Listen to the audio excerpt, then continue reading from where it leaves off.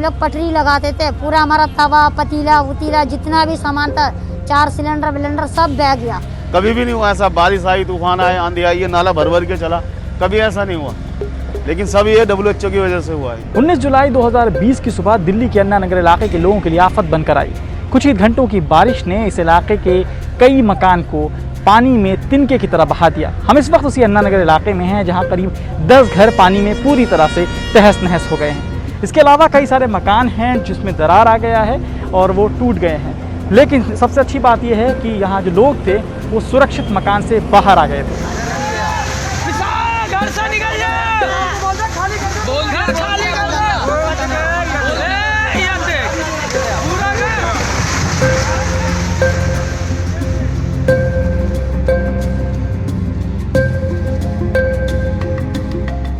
यहाँ पे कल 7:45 बजे जब बारिश आई है तो यहाँ पे एक पेड़ था उसका सफेदे का, वो सफेदे का पेड़ गिरने की वजह से जो है ये सारा टूट गया। पानी का बहाव इधर को आ गया और इधर पानी भरने की वजह से हमारे जो घर थे लोगों के कम से कम 10-15 घर हैं जो बह चुके हैं, टूट चुके हैं।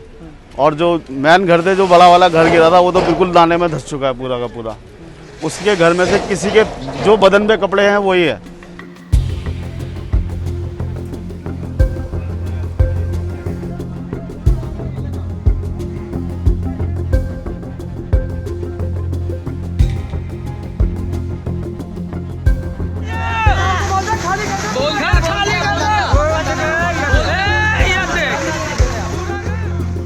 यहाँ 1993 से रह रहे हैं, यहीं हमारे बच्चे पैदा हुए, यहीं हमारे बच्चे बड़े हुए।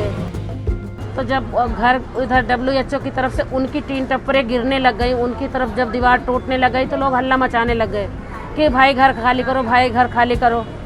फिर हम जैसे घर से बाहर निकले उसके बस 5 मिनट बाद ही घर गिर गया। शायद बचाने जाते तो जो बचाने जाता वो भी डूब जाता। ये मेरा कुत्ता दबा हुआ था, दब के तैर के निकल कर आया है। पटरी लगाते थे, पूरा हमारा तवा पतीला उतीला जितना भी सामान था 4 सिलेंडर विलेंडर सब बह गया। सुई तक निकाल नहीं पाए हम। बस बाहर मंदिर में आके बस मैं चिल्लाने लगी, खाली करो, नीचे उतरो, सब लोग बाहर आओ, भागो भागो। बस इतने में मैं एक सामान सुई तक नहीं उठा पाए।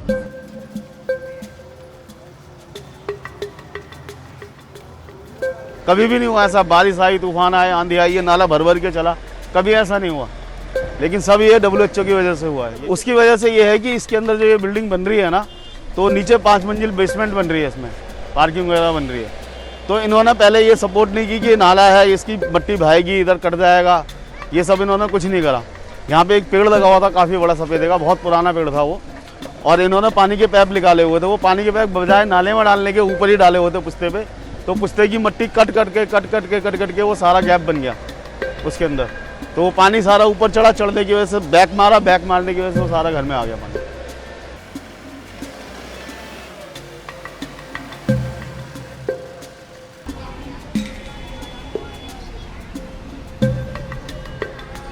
अभी जब किसी की तरफ से कोई मदद आई ही नहीं है तो किसको क्या बोलेंगे किसी ने क्या मदद करी है हमारी। ना किसी ने ये पूछा कि आपको क्या ज़रूरत है।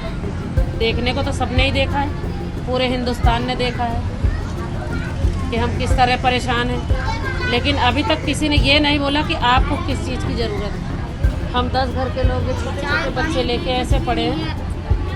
मदद के लिए अभी तक तो सरकार ने कुछ ऐसा करा नहीं। अभी तो 7 दिन से 10 दिन तक यहाँ रहने का प्रोसीजर दिया है, आगे देखो क्या करते हैं।